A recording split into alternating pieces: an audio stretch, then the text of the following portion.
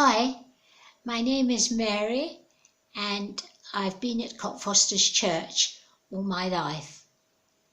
I was confirmed at 13, but it wasn't until I went to a Tommies rally at about 20 years of age that I committed my life to Jesus. And it's from then that I really date my Christian life, when I gave my life to my Saviour. But I want to share with you my deepest, darkest moment when I lost my dear husband John, and he died when I was aged 48, and we were on holiday in France. We went camping for 4 days, and then on the 5th day we moved into an apartment. But in the afternoon of that 5th day, John collapsed, had a terrific asthma attack. The paramedics came, they tried to resuscitate him 3 times and managed to, and sent him off to the intensive care unit at Montpellier Hospital, where he was put on a ventilator and had a tracheotomy.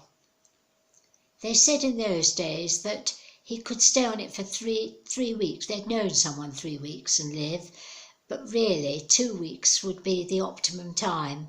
He could stay on it and live. As we know now, as I know now, it wasn't successful, unfortunately, and he was taken before the end of the 3 weeks. I had 2 of the family with me at the time, Jennifer and David, but David had to go back to school and Jennifer to university. And then I was left completely on my own. I had no mobile, I couldn't speak French very well, I had no friends, I had no family there, I was completely on my own, and it reminded me when now we're in isolation, just what it's like to be completely on our own, and my mind went back to those days.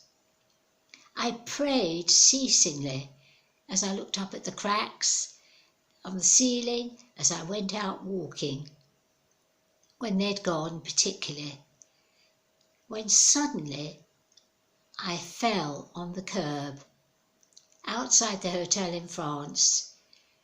I crawled to the pharmacy on that Sunday morning, and the pharmacy bound my ankle up. But he said I couldn't walk for 2 days.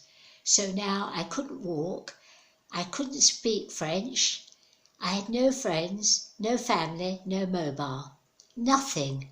All I could do was be absolutely dependent on my Lord and my Saviour to help me. I just wanted to tell you, looking back on that story, how God helped me in the most darkest, deepest, dreadful time in my life. First of all, he helped me spiritually by encouraging me to pray without ceasing, pray continuously. And amazing enough, he encouraged me to write my prayers down. I wrote down, please may John be made perfectly well. Please may his lungs be perfectly healed.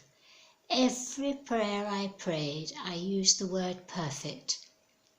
And God answered my prayer. He took him to be with him, and now he is perfectly well, perfectly healed. He also, humanly speaking, he gave those 2 friends to me from Norway, that couple, young couple with their baby, who had come all that way to help me, to translate for me, to travel with me to the hospital, to visit with me, to arrange everything for me, to take over everything off my shoulders, to give me everything I needed when I needed it most. And God has guided me ever since. I couldn't have managed for 30 odd years without him being there. He's upheld me, making the most difficult decisions. He's given me wisdom in the most difficult circumstances and when I've had to make choices. And he's led me through the deepest pain, that I could ever experience in my life. Even though I walk through the valley and shadow of death, I will fear no evil, for thou art with me. Thank you for listening.